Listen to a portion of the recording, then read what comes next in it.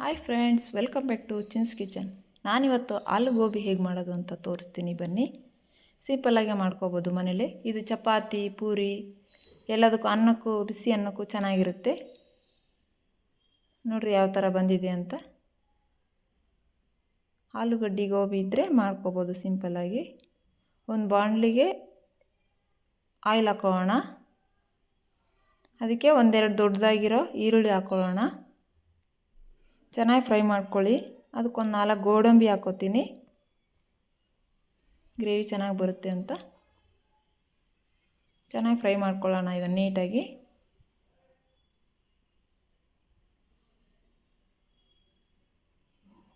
ಈ ಕಡೆ ಬಿಸಿನೀರು ಕಾಯಕ್ಕೆ ಇಟ್ಕೊಂಡಿದ್ದೀನಿ, ಅದಕ್ಕೊಂಚೂರು ಉಪ್ಪು ಹಾಕ್ಕೊಳ್ಳೋಣ. ಗೋಬಿನ ನೀಟಾಗಿ ಕಟ್ ಮಾಡಿ ಇಟ್ಕೊಂಡಿದ್ದೀನಿ, ಅದನ್ನು ಅದಕ್ಕೆ ಹಾಕ್ಕೊಳ್ಳೋಣ ಬಿಸಿ ನೀರಿಗೆ.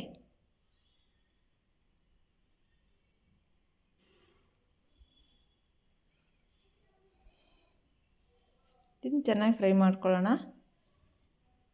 ಇದನ್ನು ರುಬ್ಕೋಬೇಕು ನೀಟಾಗಿ. ಇದಕ್ಕೊಂದೆರಡು ಟೊಮೊಟೊ ತಗೊಂಡಿದ್ದೀನಿ.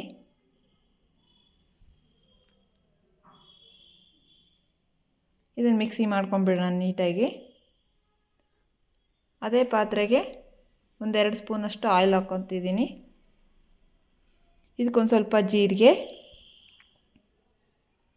ಒಂದು ಪಲಾವ್ ಎಲೆ, ಇದಕ್ಕೊಂಚೂರು ಖಾರದ ಪೌಡ್ರ್ ಹಾಕ್ಕೊಳ್ಳೋಣ. ಇವಾಗಲೇ ಕಲರ್ ಚೆನ್ನಾಗಿ ಬರುತ್ತೆ ಅಂತ ಇವಾಗಲೇ ಹಾಕ್ಕೊಳ್ಳೋಣ.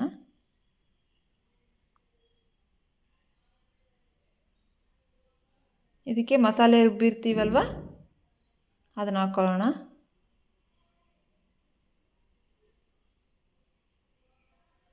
ಗಟ್ಟಿಯಾಗಿ ರುಬ್ಬಿದ್ದೆ ನಾನು. ನೀವು ನೀರು ಹಾಕ್ಕೊಂಡು ರುಬ್ಕೊಳ್ಳಿ. ಈ ಮಸಾಲಾನ ಫ್ರೈ ಮಾಡೋಣ ನೀಟಾಗಿ.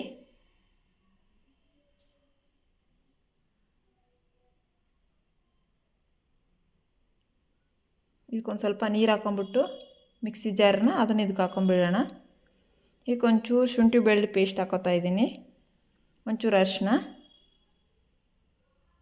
ಹಾಕ್ಕೊಂಡು ಫ್ರೈ ಮಾಡಿ ನೀಟಾಗಿ. ಹಸಿ ಸ್ಮೆಲ್ ಹೋಗ್ಬೇಕಲ್ವ ಶುಂಠಿ ಬೆಳ್ಳುಳ್ಳಿ ಪೇಸ್ಟ್ದು.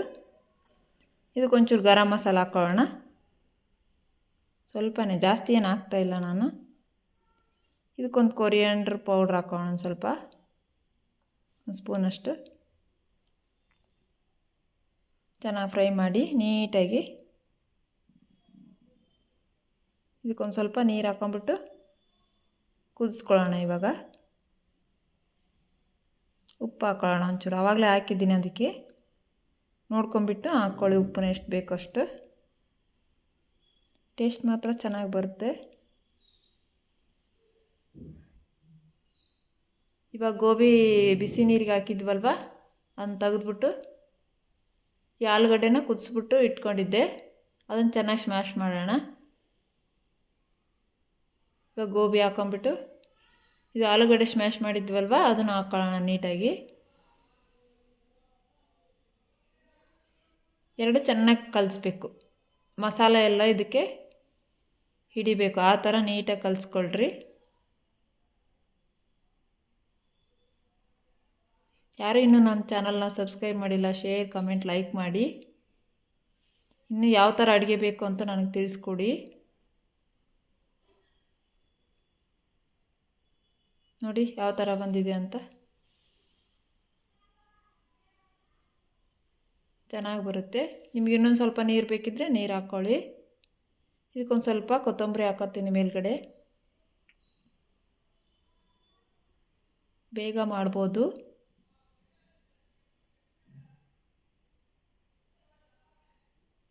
ಆರಿದ ಮೇಲೆ ಕಲರೆಲ್ಲ ನೀಟಾಗಿ ಬರುತ್ತೆ. Thank you.